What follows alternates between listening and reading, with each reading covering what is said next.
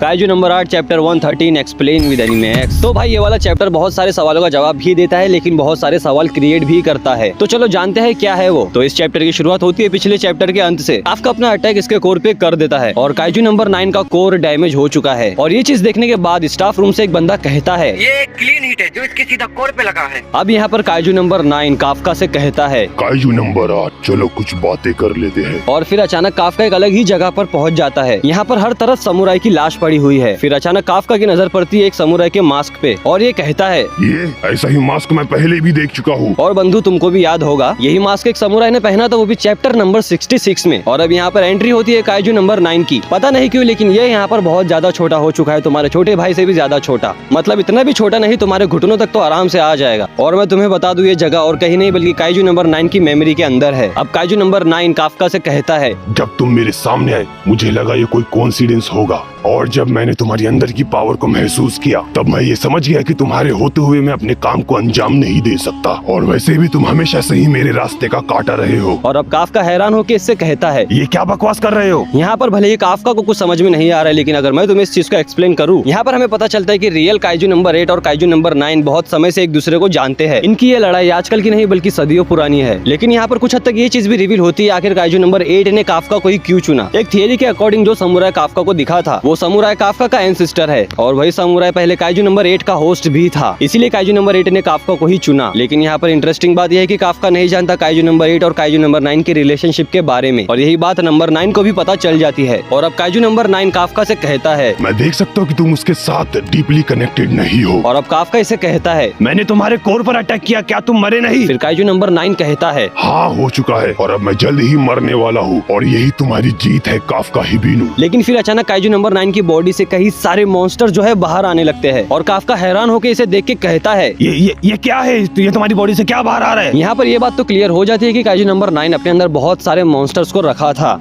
और ये चीज देखने के बाद काफका के अंदर काइजू नंबर 8 अपीयर होता है। ये लगातार बोलता है काइजू को मारो, काइजू को मारो, मारो। यहाँ पर काफका बहुत ज्यादा कंफ्यूज हो चुका है। इसे कुछ भी समझ में नहीं आ रहा है आखिर काइजू नंबर 9 ने ये सब बातें क्यों कही। लेकिन अब अचानक इसके आसपास की सारी जमीनें टूटने लगती है। इसके सामने जितनी भी समुराई की लाश पड़ी थी वो सब नीचे गिर जाती है, और काफका का जो रैंपेज मोड था वो भी चला जा चुका है। लेकिन अब काफका को एक रहस्यमय आवाज आती है तुम इंसान पहले मुझे क्या कहते थे मुझे नहीं पता, लेकिन काइजू से लड़ाई करते हुए लगता है तुम मुझे भूल चुके हो। लेकिन अब समय आ चुका है कि मैं तुम्हें बता दूं कि मैं कौन हूँ। और तभी अचानक काफका के सामने वाले पहाड़ से एक मॉन्स्टर्स की तरफ आता है। सॉरी ये एक नहीं बल्कि बहुत सारे मॉन्स्टर्स थे। अब यहाँ पर काफका को भी कुछ याद आने लगता है। इससे यहाँ पर ये समुराई भी दिखता है। यहाँ पर ये पॉसिबिलिटी हो सकती है कि ये समुराई जो है काइजू नंबर 8 का पिछला होस्ट हो। और अगले चैप्टर में हम देखते हैं कि मीना के चेहरे पर 12 बजे है, क्योंकि काइजू नंबर 9 ने भी काफका के ऊपर अटैक करके उसे हवा में लटकाया है। और इसका अटैक इसने कहीं और नहीं बल्कि काफका के कोर पे किया है। इसी वजह से ये दोनों एक दूसरे से अटैच्ड हो चुके हैं। हमें बहुत सारे क्वेश्चन देखने मिले हैं, तो हो सकता है इसका जवाब हमें अगले चैप्टर में देखने मिले। तो ये थी इस चैप्टर की समाप्ति। मैं ऐसे ही और अदर एनीमे और मांगा का डब एक्सप्लेनेशन करता हूँ, तो इस चैनल पर विजिट कर लेना और सब्सक्राइब भी कर लेना।